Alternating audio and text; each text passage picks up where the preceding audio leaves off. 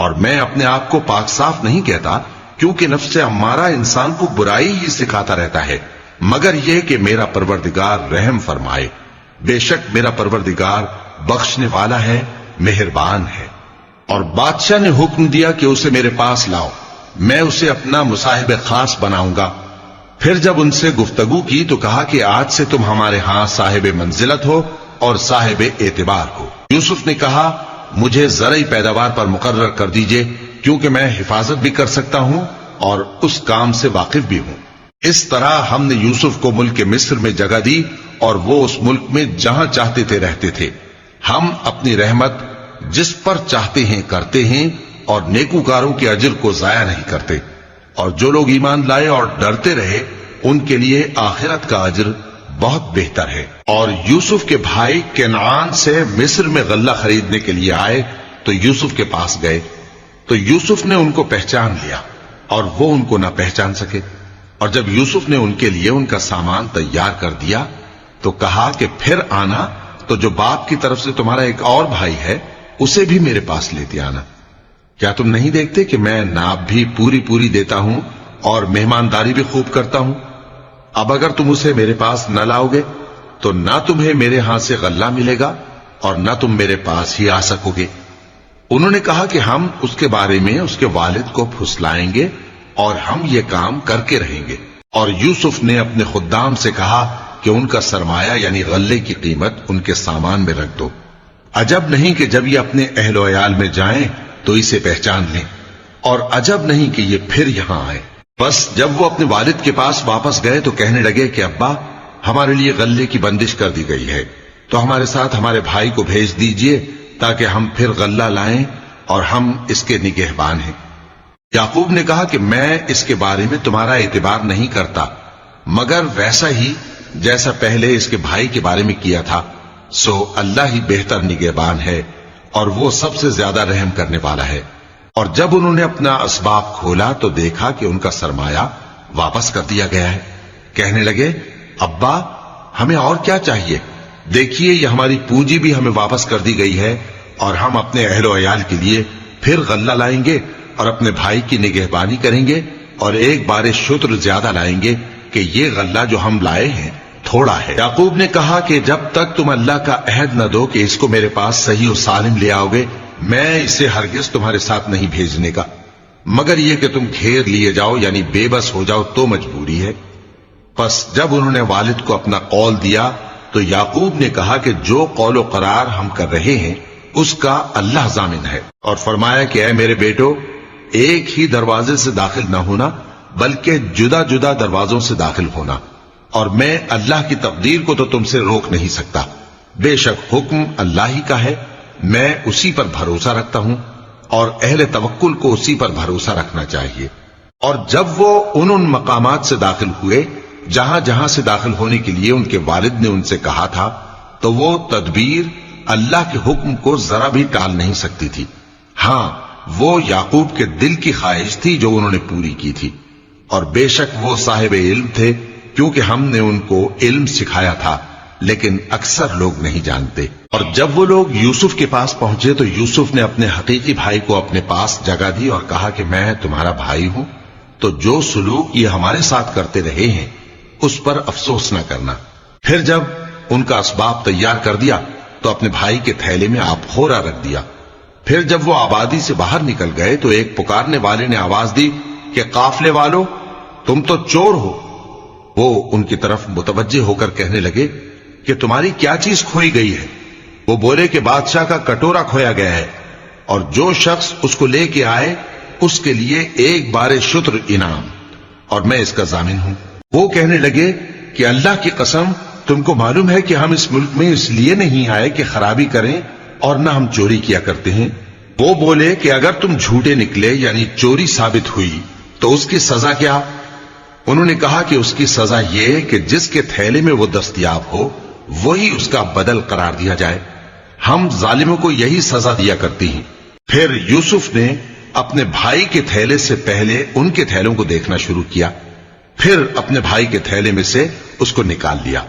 اس طرح ہم نے یوسف کے لیے تدبیر کی، ورنہ بادشاہ کے قانون کے مطابق وہ اپنے بھائی کو لے نہیں سکتے تھے مگر یہ کہ اللہ چاہے ہم جس کے چاہتے ہیں درجے بلند کرتے ہیں، اور ہر علم والے سے بڑھ کر ایک بڑا علم والا ہے۔ برادران یوسف نے کہا کہ اگر اس نے چوری کی ہو تو کچھ عجب نہیں کہ اس کے ایک بھائی نے بھی پہلے چوری کی تھی، مگر یوسف نے اس بات کو اپنے دل میں مخفی رکھا اور ان پر ظاہر نہ ہونے دیا، یعنی زیر لب کہا کہ تم بڑے برے ہو اور جو تم بیان کرتے ہو اللہ اسے خوب جانتا ہے۔ وہ کہنے لگے کہ اے عزیز، اس کے والد بہت بوڑھے ہیں اور اس سے بہت محبت رکھتے ہیں، تو اس کو چھوڑ دیجئے اور اس کی جگہ ہم میں سے کسی کو رکھ لیجئے، ہم دیکھتے ہیں کہ آپ احسان کرنے والے ہیں۔ یوسف نے کہا کہ اللہ پناہ میں رکھے کہ جس شخص کے پاس ہم نے اپنی چیز پائی ہے اس کے سوا کسی اور کو پکڑ لیں، ایسا کریں تو ہم بڑے بے انصاف ہیں۔ آخر جب وہ اس سے نا امید ہو گئے تو الگ ہو کر صلاح کرنے لگے۔ سب سے بڑے نے کہا، کیا تم نہیں جانتے کہ تمہارے والد نے تم سے اللہ کا عہد لیا ہے اور اس سے پہلے بھی تم یوسف کے بارے میں قصور کر چکے ہو؟ تو جب تک والد صاحب مجھے اجازت نہ دیں میں تو اس جگہ سے ہلنے کا نہیں، یا اللہ میرے لیے کوئی فیصلہ کرے اور وہ سب سے بہتر فیصلہ کرنے والا ہے۔ تم سب والد صاحب کے پاس واپس جاؤ اور کہو کہ ابا، آپ کے صاحبزادے نے وہاں جا کر چوری کی اور ہم نے تو اپنی دانست کے مطابق آپ سے اس کے لے آنے کا عہد کیا تھا، مگر ہم غیب کی باتوں کے جاننے اور یاد رکھنے والے تو نہیں تھے، اور جس بستی میں ہم ٹھہرے تھے وہاں سے یعنی اہل مصر سے اور جس قافلے میں آئے ہیں اس سے دریافت کر لیجئے، اور ہم اس بیان میں بالکل سچے ہیں۔ جب انہوں نے یہ بات یعقوب سے آ کر کہی تو انہوں نے کہا کہ حقیقت یوں نہیں ہے، بلکہ یہ بات تم نے اپنے دل سے بنا لی ہے، تو صبر ہی بہتر ہے۔ عجب نہیں کہ اللہ ان سب کو میرے پاس لے آئے، بے شک وہ علم والا ہے، حکمت والا ہے۔ اور ان کے پاس سے چلے گئے اور کہنے لگے کہ ہائے افسوس یوسف پر، ہائے افسوس، اور رنج و الم میں ان کی آنکھیں سفید ہو گئیں اور ان کا دل غم سے بھر رہا تھا۔ بیٹے کہنے لگے کہ واللہ آپ تو یوسف کو اسی طرح یاد ہی کرتے رہیں گے یہاں تک کہ آپ گھل جائیں گے یا جان ہی دے دیں گے۔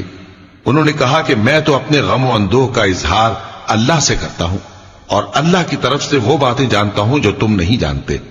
اے بیٹو، یوں کرو کہ ایک دفعہ پھر جاؤ اور یوسف اور اس کے بھائی کو تلاش کرو، اور اللہ کی رحمت سے نا امید نہ ہونا کہ اللہ کی رحمت سے تو کافر لوگ ہی نا امید ہوا کرتے ہیں۔ پھر جب وہ یوسف کے پاس گئے تو کہنے لگے کہ اے عزیز، ہمیں اور ہمارے اہل و عیال کو بڑی تکلیف ہو رہی ہے اور ہم یہ تھوڑا سا سرمایہ لائے ہیں، آپ ہمیں اس کے عوض پورا غلہ دے دیجئے اور ہم پر خیرات کیجئے کہ اللہ خیرات کرنے والوں کو ثواب دیتا ہے۔ یوسف نے کہا، تمہیں معلوم ہے کہ جب تم نادانی میں پھنسے ہوئے تھے تو تم نے یوسف اور اس کے بھائی کے ساتھ کیا کیا تھا؟ وہ بولے، کیا واقعی تم ہی یوسف ہو؟ انہوں نے کہا، ہاں میں یوسف ہوں، اور بن یامین کی طرف اشارہ کر کے کہنے لگے، یہ میرا بھائی ہے، اللہ نے ہم پر بڑا احسان کیا ہے۔ جو شخص اللہ سے ڈرتا اور صبر کرتا ہے تو اللہ نیکوکاروں کا اجر ضائع نہیں کرتا۔ وہ بولے، اللہ کی قسم، اللہ نے تم کو ہم پر فضیلت بخشی ہے اور بے شک ہم خطا کار تھے۔ یوسف نے کہا کہ آج کے دن تم پر کوئی ملامت نہیں، اللہ تم کو معاف کرے اور وہ سب سے بڑھ کر رحم کرنے والا ہے۔ یہ میرا کرتا لے جاؤ، پھر اسے والد صاحب کے منہ پر ڈال دینا تو وہ بینا ہو جائیں گے، اور اپنے تمام اہل و عیال کو میرے پاس لے آؤ۔ اور جب قافلہ مصر سے روانہ ہوا تو ان کے والد کہنے لگے کہ اگر مجھ کو یہ نہ کہو کہ بوڑھا بہک گیا ہے تو مجھے تو یوسف کی بو آ رہی ہے۔ وہ بولے کہ واللہ آپ اسی قدیم غلطی میں مبتلا ہیں۔ مگر جب خوشخبری دینے والا آ پہنچا تو اس نے کرتا ان کے منہ پر ڈال دیا، سو وہ بینا ہو گئے اور بیٹوں سے کہنے لگے، کیا میں نے تم سے نہیں کہا تھا کہ میں اللہ کی طرف سے وہ باتیں جانتا ہوں جو تم نہیں جانتے؟ بیٹوں نے کہا کہ ابا، ہمارے لیے ہمارے گناہ کی مغفرت مانگیے، بے شک ہم خطا کار تھے۔ فرمایا، میں اپنے پروردگار سے تمہارے لیے بخشش مانگوں گا، بے شک وہ بخشنے والا ہے، مہربان ہے۔ پھر جب یہ سب لوگ یوسف کے پاس پہنچے تو انہوں نے اپنے والدین کو اپنے پاس جگہ دی اور کہا، مصر میں داخل ہو جائیے، اللہ نے چاہا تو امن و امان سے رہیے گا۔ اور اپنے والدین کو تخت پر بٹھایا اور سب ان کے آگے سجدے میں گر پڑے۔ اور اس وقت یوسف نے کہا، ابا جان، یہ میرے اس خواب کی تعبیر ہے جو میں نے پہلے بچپن میں دیکھا تھا، میرے پروردگار نے اسے سچ کر دیا اور اس نے مجھ پر بہت سے احسان کیے ہیں کہ مجھ کو قید خانے سے نکالا، اور اس کے بعد کہ شیطان نے مجھ میں اور میرے بھائیوں میں فساد ڈال دیا تھا، آپ کو گاؤں سے یہاں لایا۔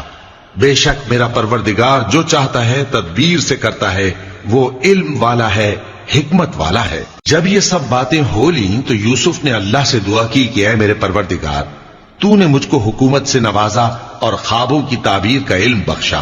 اے آسمانوں اور زمین کے پیدا کرنے والے، تو ہی دنیا اور آخرت میں میرا کارساز ہے۔ تو مجھے دنیا سے اپنی اطاعت کی حالت میں اٹھائیو اور آخرت میں اپنے نیک بندوں میں داخل کیجو۔ اے پیغمبر، یہ اخبار غیب میں سے ہیں جو ہم تمہاری طرف بھیجتے ہیں۔ اور جب برادران یوسف نے اپنی بات پر اتفاق کیا تھا اور وہ فریب کر رہے تھے تو تم ان کے پاس تو نہ تھے، اور بہت سے آدمی گو تم کتنی خواہش کرو ایمان لانے والے نہیں ہیں، اور تم ان سے اس خیر خواہی کا کچھ صلہ بھی تو نہیں مانگتے۔ یہ قرآن اور کچھ نہیں تمام جہانوں کے لیے نصیحت ہے، اور آسمان و زمین میں بہت سی نشانیاں ہیں جن پر سے یہ گزرتے ہیں اور ان کو نظر انداز کر دیتے ہیں، اور یہ اکثر اللہ پر ایمان نہیں رکھتے مگر اس کے ساتھ شرک بھی کرتے ہیں۔ تو کیا یہ اس بات سے بے خوف ہیں کہ ان پر اللہ کا عذاب نازل ہو کر ان کو ڈھانپ لے، یا ان پر ناگہاں قیامت آ جائے اور انہیں خبر بھی نہ ہو؟ کہہ دو میرا رستہ تو یہ ہے، میں اللہ کی طرف بلاتا ہوں سمجھ بوجھ کر، میں بھی لوگوں کو اللہ کی طرف بلاتا ہوں اور میرے پیراؤ بھی، اور اللہ پاک ہے اور میں شرک کرنے والوں میں سے نہیں ہوں۔ اور ہم نے تم سے پہلے بستیوں کے رہنے والوں میں سے مرد ہی بھیجے تھے جن کی طرف ہم وہی بھیجتے تھے۔ کیا ان لوگوں نے ملک میں سیر و سیاحت نہیں کی کہ دیکھ لیتے کہ جو لوگ ان سے پہلے تھے ان کا انجام کیا ہوا؟ اور متقیوں کے لیے آخرت کا گھر بہت اچھا ہے، کیا تم سمجھتے نہیں؟ یہاں تک کہ جب پیغمبر نا امید ہو گئے اور انہوں نے خیال کیا کہ اپنی نصرت کے بارے میں جو بات انہوں نے کہی تھی اس میں وہ سچے نہ نکلے، تو ان کے پاس ہماری مدد آ پہنچی، پھر جسے ہم نے چاہا بچا دیا، اور ہمارا عذاب اتر کر گناہگار لوگوں سے پھیرا نہیں کرتا۔ ان کے قصے میں عقل مندوں کے لیے عبرت ہے۔ یہ قرآن ایسی بات نہیں ہے جو اپنے دل سے بنائی گئی ہو، بلکہ جو کتابیں اس سے پہلے نازل ہوئی ہیں ان کی تصدیق کرنے والا ہے، اور ہر چیز کی تفصیل کرنے والا، اور مومنوں کے لیے ہدایت اور رحمت ہے۔ شروع اللہ کا نام لے کر جو بڑا مہربان نہایت رحم والا ہے۔ الف لام میم را۔ اے نبی، یہ کتاب الہی کی آیتیں ہیں، اور جو کچھ تمہارے پروردگار کی طرف سے تم پر نازل ہوا ہے حق ہے، لیکن اکثر لوگ ایمان نہیں لاتے۔ اللہ وہی تو ہے جس نے ستونوں کے بغیر آسمان جیسا کہ تم دیکھتے ہو اتنے اونچے بنائے، پھر عرش پر جلوہ افروز ہوا اور سورج اور چاند کو کام میں لگا دیا، ہر ایک میعاد معین تک گردش کر رہا ہے۔ وہی دنیا کے کاموں کا انتظام کرتا ہے، اس طرح وہ اپنی آیتیں کھول کھول کر بیان کرتا ہے کہ تم اپنے پروردگار کے روبرو جانے کا یقین کرو۔ اور وہی ہے جس نے زمین کو پھیلایا اور اس میں پہاڑ اور دریا پیدا کیے اور ہر طرح کے میووں کی دو دو قسمیں بنائیں۔ وہی رات کو دن کا لباس پہناتا ہے، غور کرنے والوں کے لیے اس میں بہت سی نشانیاں ہیں۔ اور زمین میں کئی طرح کے قطعات ہیں ایک دوسرے سے ملے ہوئے، اور انگور کے باغ اور کھیتی اور کھجور کے درخت، بعض کی بہت سی شاخیں ہیں اور بعض کی اتنی نہیں ہوتی، باوجود کہ پانی سب کو ایک ہی ملتا ہے۔ اور ہم بعض میووں کو بعض پر لذت میں فضیلت دیتی ہیں، اور اس میں سمجھنے والوں کے لیے بہت سی نشانیاں ہیں۔ اگر تم عجیب بات سننی چاہو تو کافروں کا یہ کہنا عجیب ہے کہ جب ہم مر کر مٹی ہو جائیں گے تو کیا اثر نو پیدا ہوں گے؟ یہی لوگ ہیں جو اپنے پروردگار سے منکر ہوئے ہیں، اور یہی ہیں جن کی گردنوں میں طوق ہوں گے، اور یہی اہل دوزخ ہیں کہ ہمیشہ اس میں جلتے رہیں گے۔ اور یہ لوگ بھلائی سے پہلے تم سے برائی جلدی سے مانگتے ہیں، یعنی طالب عذاب ہیں، حالانکہ ان سے پہلے عذاب واقع ہو چکے ہیں۔ اور تمہارا پروردگار لوگوں کو باوجود ان کی بے انصافیوں کے معاف کرنے والا ہے، اور بے شک تمہارا پروردگار سخت عذاب دینے والا ہے۔ اور کافر لوگ کہتے ہیں کہ اس پیغمبر پر اس کے پروردگار کی طرف سے کوئی نشانی کیوں نازل نہیں ہوئی؟ اے نبی، تم تو صرف خبردار کرنے والے ہو، اور ہر ایک قوم کے لیے رہنما ہوا کرتا ہے۔ اللہ ہی اس بچے سے واقف ہے جو عورت کے پیٹ میں ہوتا ہے، اور وہی پیٹ کے سکڑنے اور بڑھنے سے بھی واقف ہے، اور ہر چیز کا اس کے ہاں ایک اندازہ مقرر ہے۔ وہ چھپی اور ظاہر چیزوں کا جاننے والا ہے، سب سے بزرگ ہے، عالی رتبہ ہے۔ کوئی تم میں سے چپکے سے بات کہے یا پکار کر، یا رات کو کہیں چھپ جائے یا دن کی روشنی میں کھلم کھلا چلے پھرے، اللہ کے نزدیک برابر ہے۔ اس کے آگے اور پیچھے اللہ کے چوکیدار ہیں جو اللہ کے حکم سے اس کی نگرانی کرتے ہیں۔ اللہ اس نعمت کو جو کسی قوم کو حاصل ہے نہیں بدلتا جب تک کہ وہ اپنی حالت کو نہ بدلے، اور جب اللہ کسی قوم کے ساتھ برائی کا ارادہ کرتا ہے تو وہ پھر نہیں سکتی، اور اللہ کے سوا ان کا کوئی مددگار نہیں ہوتا۔ وہی تو ہے جو تم کو ڈرانے اور امید دلانے کے لیے بجلی دکھاتا اور بھاری بھاری بادل پیدا کرتا ہے، اور رعد اور فرشتے سب اس کے خوف سے اس کی تسبیح و تحمید کرتے رہتے ہیں۔ اور وہی بجلیاں بھیجتا ہے، پھر جس پر چاہتا ہے گرا بھی دیتا ہے، جبکہ وہ اللہ کے بارے میں جھگڑتے ہیں، اور وہ بڑی قوت والا ہے۔ کام کا پکارنا تو اسی کا ہے، اور جن کو یہ لوگ اس کے سوا پکارتے ہیں وہ ان کی پکار کو کسی طرح قبول نہیں کرتے، مگر اس شخص کی طرح جو اپنے دونوں ہاتھ پانی کی طرف پھیلا دے تاکہ دور ہی سے اس کے منہ تک آ پہنچے، حالانکہ وہ اس تک کبھی بھی نہیں آ سکتا۔ اور اسی طرح کافروں کی پکار بیکار ہے۔ اور جتنی مخلوقات آسمانوں اور زمین میں ہے، خوشی سے یا ناخوشی سے اللہ کے آگے سجدہ کرتی ہے، اور ان کے سائے بھی صبح و شام سجدے کرتے ہیں۔ ان سے پوچھو کہ آسمانوں اور زمین کا پروردگار کون ہے؟ تم ہی کہہ دو کہ اللہ۔ ان سے کہو کہ کیا تم نے اللہ کو چھوڑ کر ایسے لوگوں کو کارساز بنایا ہے جو خود اپنے نفع و نقصان کا بھی اختیار نہیں رکھتے؟ کہو کیا اندھا اور آنکھوں والا برابر ہیں، یا اندھیرا اور اجالا برابر ہو سکتا ہے؟ بھلا ان لوگوں نے جن کو اللہ کا شریک مقرر کیا ہے، کیا انہوں نے اللہ کسی مخلوقات پیدا کی ہے جس کے سبب ان کے لیے مخلوقات مشتبہ ہو گئی ہے؟ کہہ دو کہ اللہ ہی ہر چیز کا پیدا کرنے والا ہے، اور وہ یکتا ہے، بڑا زبردست ہے۔ اسی نے آسمان سے مے برسایا، پھر اس سے اپنے اپنے اندازے کے مطابق نالے بہ نکلے، پھر پانی پر پھولا ہوا جھاگ آ گیا۔ اور جس چیز کو زیور یا کوئی اور سامان بنانے کے لیے آگ میں تپاتے ہیں اس میں بھی ایسا ہی جھاگ ہوتا ہے۔ اس طرح اللہ حق و باطل کی مثال بیان فرماتا ہے۔ سو جھاگ تو سوکھ کر زائل ہو جاتا ہے، اور پانی جو لوگوں کو فائدہ پہنچاتا ہے وہ زمین میں ٹھہرا رہتا ہے۔ اس طرح اللہ صحیح اور غلط کی مثالیں بیان فرماتا ہے تاکہ تم سمجھو۔ جن لوگوں نے اللہ کے حکم کو قبول کیا ان کی حالت بہت بہتر ہوگی، اور جنہوں نے اس کو قبول نہ کیا، اگر روئے زمین کے سب خزانے ان کے اختیار میں ہوں تو وہ سب کے سب اور ان کے ساتھ اتنے ہی اور نجات کے بدلے میں صرف کر ڈالیں، مگر نجات کہاں؟ ایسے لوگوں کا حساب بھی برا ہوگا، اور ان کا ٹھکانہ بھی دوزخ ہے، اور وہ بری جگہ ہے۔ بھلا جو شخص یہ جانتا ہے کہ جو کچھ تمہارے پروردگار کی طرف سے تم پر نازل ہوا ہے حق ہے، وہ اس شخص کی طرح ہے جو اندھا ہے؟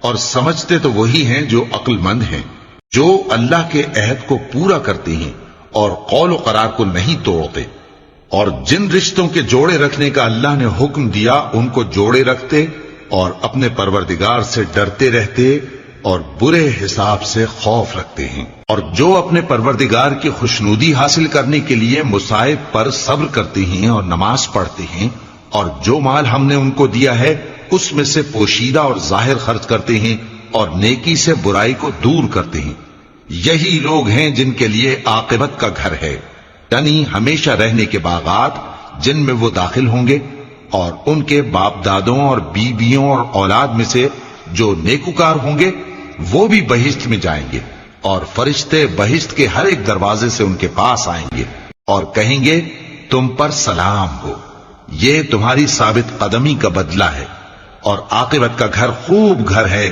اور جو لوگ اللہ سے پختہ عہد کر کے اس کو توڑ ڈالتے اور جن رشتوں کے جوڑے رکھنے کا اللہ نے حکم دیا ہے ان کو قطع کر دیتے اور ملک میں فساد کرتے ہیں، ایسوں پر لعنت ہے اور ان کے لیے برا انجام ہے۔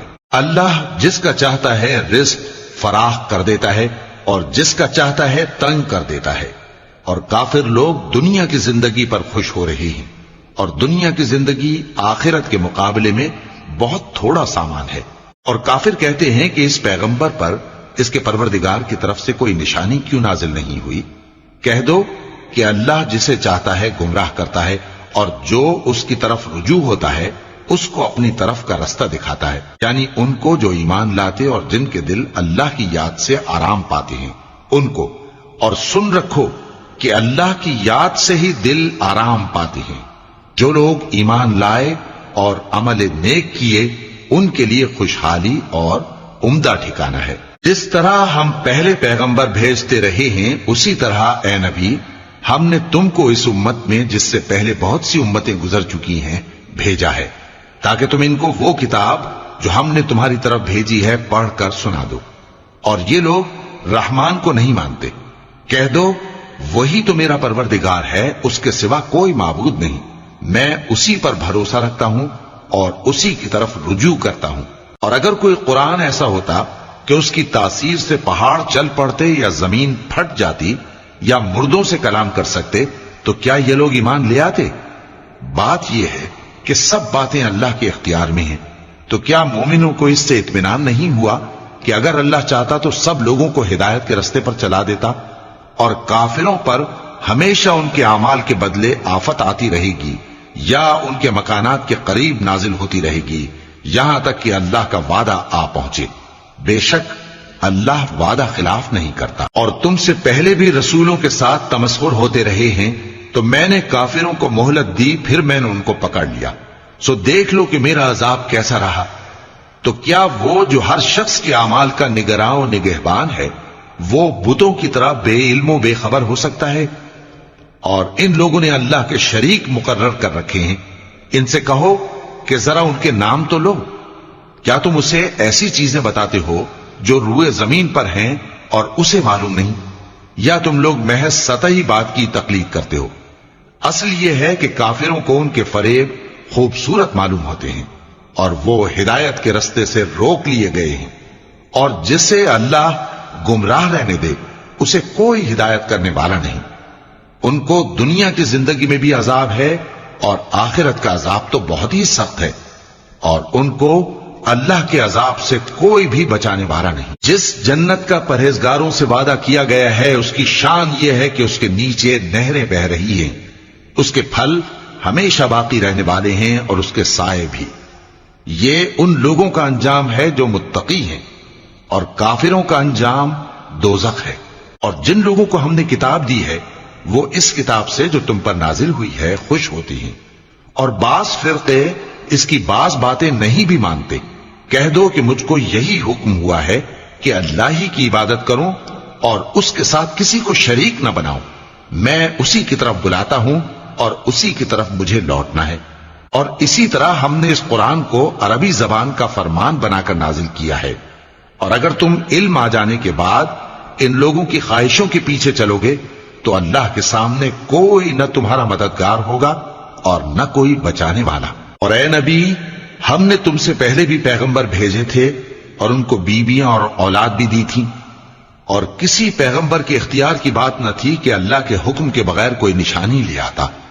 ہر حکم قضا کتاب میں لکھا ہوا ہے. اللہ جس چیز کو چاہتا ہے مٹا دیتا ہے اور جس کو چاہتا ہے باقی رکھتا ہے اور اسی کے پاس اصل کتاب ہے. اور اگر ہم کوئی عذاب جس کا ان لوگوں سے وعدہ کرتے ہیں تمہیں دکھائیں یعنی تمہارے روبرو ان پر نازل کریں یا تمہاری مدت حیات پوری کر دیں یعنی تمہارے انتقال کے بعد عذاب بھیجیں تو تمہارا کام ہمارے احکام کا پہنچا دینا ہے اور ہمارا کام حساب لینا ہے. کیا انہوں نے نہیں دیکھا کہ ہم زمین کو اس کے کناروں سے گھٹاتے چلے آ رہے ہیں اور اللہ جیسا چاہتا ہے حکم کرتا ہے، کوئی اس کے حکم کا رد کرنے والا نہیں اور وہ جلد حساب لینے والا ہے. جو لوگ ان سے پہلے تھے وہ بھی بہتیری تدبیریں کرتے رہے ہیں، سو تدبیر تو سب اللہ ہی کی ہوتی ہے.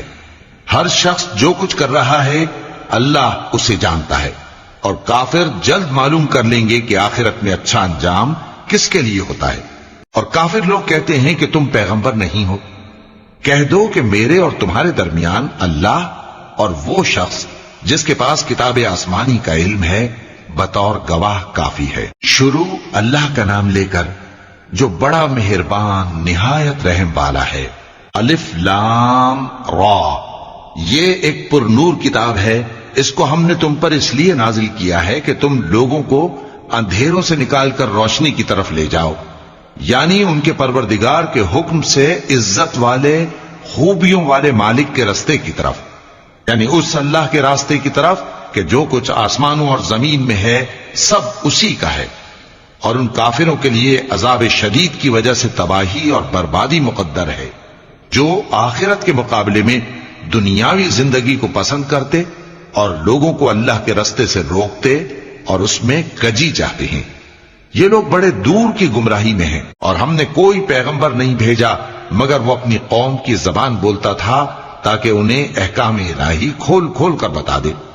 پھر اللہ جسے چاہتا ہے گمراہ رہنے دیتا ہے اور جسے چاہتا ہے ہدایت دیتا ہے، اور وہ غالب ہے، حکمت والا ہے۔ اور ہم نے موسیٰ کو اپنی نشانیاں دے کر بھیجا کہ اپنی قوم کو تاریکیوں سے نکال کر روشنی میں لے جاؤ اور ان کو اللہ کے دن یاد دلاؤ، اور اس میں ان لوگوں کے لیے جو صابر و شاکر ہیں نشانیاں ہیں۔ اور جب موسیٰ نے اپنی قوم سے کہا کہ اللہ نے جو تم پر مہربانیاں کی ہیں ان کو یاد کرو، جبکہ اس نے تم کو فرعون کی قوم سے رہائی بخشی، وہ لوگ تمہیں برے برے عذاب دیتے تھے اور تمہارے بیٹوں کو مار ڈالتے تھے اور تمہاری لڑکیوں کو زندہ رہنے دیتے تھے، اور اس میں تمہارے پروردگار کی طرف سے بڑی آزمائش تھی۔ اور جب تمہارے پروردگار نے تم کو آگاہ کیا کہ اگر شکر کرو گے تو میں تمہیں زیادہ دوں گا، اور اگر ناشکری کرو گے تو یاد رکھو کہ میرا عذاب بھی سخت ہے۔ اور موسیٰ نے صاف صاف کہہ دیا کہ اگر تم اور جتنے اور لوگ زمین میں ہیں سب کے سب ناشکری کرو تو بھی اللہ بے نیاز ہے، قابل تعریف ہے۔ بھلا تم کو ان لوگوں کے حالات کی خبر نہیں پہنچی جو تم سے پہلے تھے، یعنی نوح اور عاد اور سمود کی قوم اور جو ان کے بعد تھے، جن کا علم اللہ کے سوا کسی کو نہیں۔ جب ان کے پاس ان کے پیغمبر نشانیاں لے کر آئے تو انہوں نے اپنے ہاتھ ان کے منہوں پر رکھ دیے کہ خاموش رہو، اور کہنے لگے کہ ہم تو تمہاری رسالت کو تسلیم نہیں کرتے، اور جس چیز کی طرف تم ہمیں بلاتے ہو ہم کو اس میں بھاری شک ہے۔ ان کے پیغمبروں نے کہا کیا تم کو اللہ کے بارے میں شک ہے جو آسمانوں اور زمین کا پیدا کرنے والا ہے؟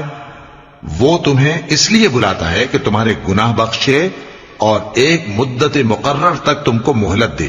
وہ بولے کہ تم تو ہمارے ہی جیسے آدمی ہو، تمہارا یہ منشا ہے کہ جن چیزوں کو ہمارے بڑے پوجتے رہے ہیں ان کے پوجنے سے تم ہمیں روک دو، تو اچھا کوئی کھلی دلیل لاؤ، یعنی معجزہ دکھاؤ۔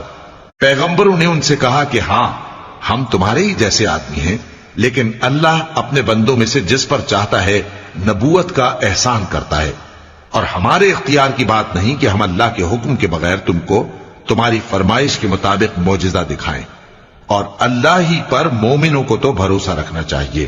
اور ہم کیوں اللہ پر بھروسہ نہ رکھیں حالانکہ اس نے ہم کو ہمارے دین کے سیدھے رستے بتائے ہیں، اور جو تکلیفیں تم ہم کو دیتے ہو اس پر ہم صبر کریں گے، اور اہل توکل کو تو اللہ ہی پر بھروسہ رکھنا چاہیے۔ اور جو کافر تھے انہوں نے اپنے پیغمبروں سے کہا کہ یا تو ہم تم کو اپنے ملک سے باہر نکال دیں گے یا تم ہمارے مذہب میں واپس آ جاؤ۔ بس ان کے پروردگار نے ان کی طرف وحی بھیجی کہ ہم ظالموں کو ہلاک کر دیں گے اور ان کے بعد تم کو اس زمین میں آباد کر دیں گے۔ یہ اس شخص کے لیے ہے جو قیامت کے روز میرے سامنے کھڑے ہونے سے ڈرے اور میرے عذاب سے خوف کرے۔ اور پیغمبروں نے اللہ سے فتح چاہی اور ہر سرکش ضدی نامراد رہ گیا۔ اس کے پیچھے دوزخ ہے اور اسے پیپ والا پانی پلایا جائے گا، وہ اس کو گھونٹ گھونٹ کر کے پیے گا اور گلے سے نہیں اتار سکے گا، اور ہر طرف سے اسے موت آ رہی ہوگی مگر وہ مرنے میں نہیں آئے گا، اور اس کے بعد سخت عذاب ہوگا۔ جن لوگوں نے اپنے پروردگار سے کفر کیا ان کے اعمال کی مثال راکھ کی سی ہے کہ آندھی کے دن اس پر زور کی ہوا چلے جو اسے اڑا لے جائے۔ اسی طرح جو کام وہ کرتے رہے ان پر ان کو کچھ قابو نہ ہوگا۔ یہی تو پرلے سرے کی گمراہی ہے۔ کیا تم نے نہیں دیکھا کہ اللہ نے آسمانوں اور زمین کو تدبیر سے پیدا کیا ہے؟ اگر وہ چاہے تو تم کو نابود کر دے اور تمہاری جگہ نئی مخلوق پیدا کر دے، اور یہ اللہ کو کچھ بھی مشکل نہیں۔ اور قیامت کے دن سب لوگ اللہ کے سامنے کھڑے ہوں گے تو غریب پیروکار بڑے بن بیٹھنے والوں سے کہیں گے کہ ہم تو تمہارے پیرو تھے، کیا تم اللہ کا کچھ عذاب ہم پر سے دفع کر سکتے ہو؟ وہ کہیں گے کہ اگر اللہ ہم کو ہدایت کرتا تو ہم تم کو ہدایت کرتے۔ اب ہم گھبراہٹ ظاہر کریں یا صبر کریں، ہمارے حق میں برابر ہے، کوئی جگہ رہائی کی ہمارے لیے نہیں ہے۔ اور جب حساب کتاب کا کام فیصل ہو چکے گا تو شیطان کہے گا جو وعدہ اللہ نے تم سے کیا تھا وہ تو سچا تھا، اور جو وعدہ میں نے تم سے کیا تھا وہ جھوٹا تھا، اور میرا تم پر کسی طرح کا زور نہیں تھا۔ ہاں، میں نے تم کو گمراہی اور باطل کی طرف بلایا تو تم نے جلدی سے اور بے دلیل میرا کہنا مان لیا۔ تو آج مجھے ملامت نہ کرو، اپنے آپ ہی کو ملامت کرو۔ نہ میں تمہاری فریاد رسی کر سکتا ہوں اور نہ تم میری فریاد رسی کر سکتے ہو۔ میں اس بات سے انکار کرتا ہوں کہ تم پہلے مجھے شریک بناتے تھے۔ بے شک جو ظالم ہیں ان کے لیے درد دینے والا عذاب ہے۔ اور جو ایمان لائے اور عمل نیک کرتے رہے وہ بہشتوں میں داخل کیے جائیں گے جن کے نیچے نہریں بہ رہی ہیں۔ اپنے پروردگار کے حکم سے وہ ہمیشہ ان میں رہیں گے، وہاں وہ ہر ملاقات پر ایک دوسرے کو سلام کہیں گے۔ کیا تم نے نہیں دیکھا کہ اللہ نے کلمہ طیبہ کی کیسی مثال بیان فرمائی ہے؟ وہ ایسی ہے جیسے پاکیزہ درخت جس کی جڑ مضبوط ہو اور شاخیں آسمان میں پھیلی ہوں۔ وہ اپنے پروردگار کے حکم سے ہر موقع پر پھل لاتا ہو، اور اللہ لوگوں کے لیے مثالیں بیان فرماتا ہے تاکہ وہ نصیحت حاصل کریں۔ اور ناپاک بات یعنی غلط عقیدے کی مثال ناپاک درخت کی سی ہے کہ وہ زمین کے اوپر ہی سے اکھیڑ کر پھینک دیا جائے، اس کو ذرا بھی قرار و ثبات نہیں۔ اللہ مومنوں کے دلوں کو صحیح اور پکی بات سے دنیا کی زندگی میں بھی مضبوط رکھتا ہے اور آخرت میں بھی رکھے گا۔ اور اللہ بے انصافوں کو گمراہ کر دیتا ہے، اور اللہ جو چاہتا ہے کرتا ہے۔ کیا تم نے ان لوگوں کو نہیں دیکھا جنہوں نے اللہ کے احسان کو ناشکری سے بدل دیا اور اپنی قوم کو تباہی کے گھر میں لا اتارا، یعنی دوزخ میں، کہ سب ناشکرے اس میں داخل ہوں گے اور وہ برا ٹھکانہ ہے۔ اور ان لوگوں نے اللہ کے شریک مقرر کیے کہ لوگوں کو اس کے رستے سے گمراہ کریں۔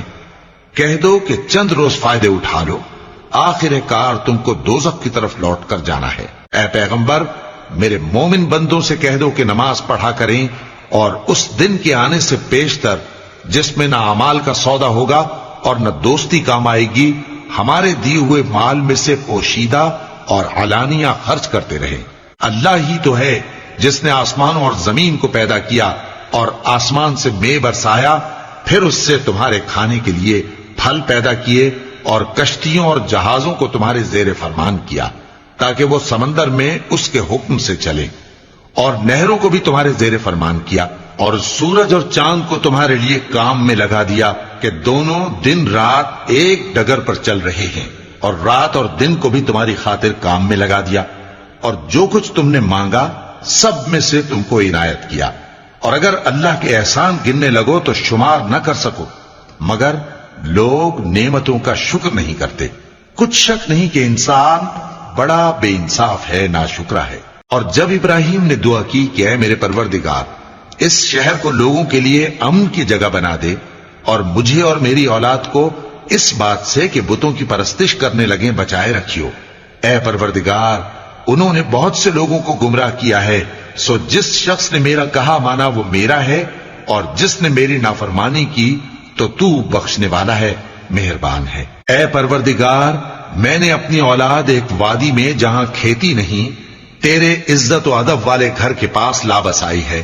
اے پروردگار، تاکہ یہ نماز پڑھیں، سو تو لوگوں کے دلوں کو ایسا کر دے کہ ان کی طرف جھکے رہیں، اور ان کو میووں سے روزی دیتے رہنا تاکہ تیرا شکر کریں۔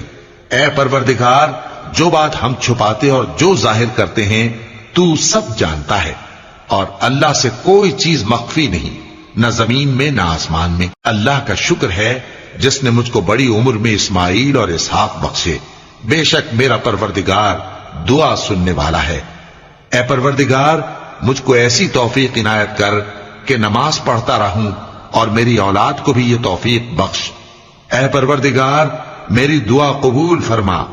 اے پروردگار، حساب کتاب کے دن میری اور میرے ماں باپ کی اور مومنوں کی مغفرت کیجو۔ اور مومنوں، یہ نہ سمجھنا کہ یہ ظالم جو کام کر رہے ہیں اللہ ان سے بے خبر ہے۔ وہ ان کو اس دن تک مہلت دے رہا ہے جبکہ دہشت کے سبب آنکھیں پھٹی کی پھٹی رہ جائیں گی اور لوگ سر اٹھائے ہوئے میدان قیامت کی طرف دوڑ رہے ہوں گے۔ ان کی نگاہیں خود اپنی طرف لوٹ نہ سکیں گی اور ان کے دل مارے خوف کے ہوا ہو رہے ہوں گے۔ اور لوگوں کو اس دن سے آگاہ کر دو جب ان پر عذاب آ جائے گا۔ تب ظالم لوگ کہیں گے کہ اے ہمارے پروردگار، ہمیں تھوڑی سی مہلت عطا کر تاکہ ہم تیری دعوت توحید قبول کریں اور تیرے پیغمبروں کے پیچھے چلیں۔ تو جواب ملے گا، کیا تم پہلے قسمیں نہیں کھایا کرتے تھے کہ تم کو اس حال سے جس میں تم ہو زوال نہیں ہوگا؟ اور جو لوگ اپنے آپ پر ظلم کرتے تھے تم ان کے مکانوں میں رہتے تھے اور تم پر ظاہر ہو چکا تھا کہ ہم نے ان لوگوں کے ساتھ کس طرح کا معاملہ کیا تھا، اور تمہارے سمجھانے کے لیے مثالیں بیان کر دی تھیں۔ اور انہوں نے بڑی بڑی تدبیریں کی اور ان کی سب تدبیریں اللہ کے ہاں لکھی ہوئی ہیں۔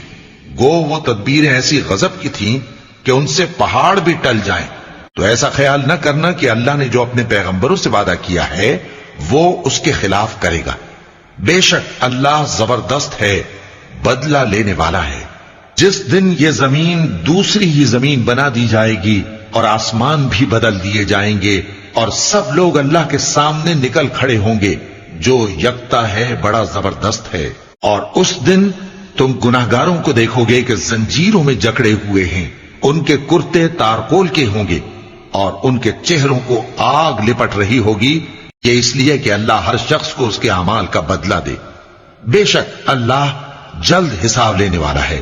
یہ قرآن لوگوں کے نام اللہ کا پیغام ہے تاکہ ان کو اس سے ڈرایا جائے اور تاکہ وہ جان لیں کہ وہی اکیلا معبود ہے اور تاکہ اہل عقل نصیحت حاصل کریں۔